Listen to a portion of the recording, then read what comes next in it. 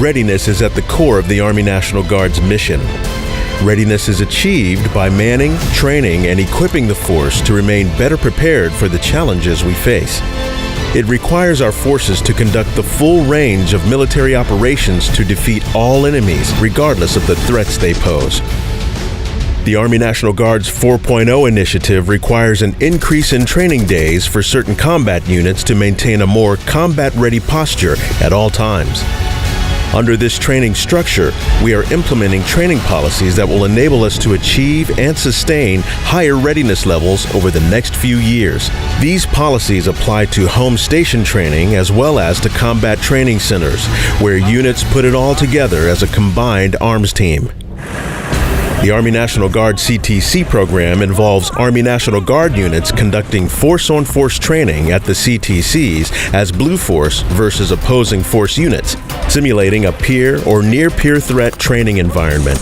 The Army National Guard combat arms units that conduct training rotations will benefit from the high op tempo and will receive excellent force-on-force training during these rotations.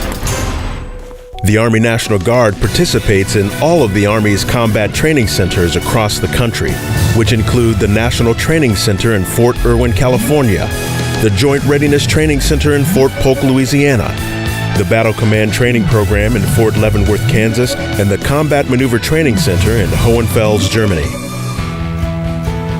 Increased manning, training days, and combat training center rotations enhance the Army National Guard's combat readiness.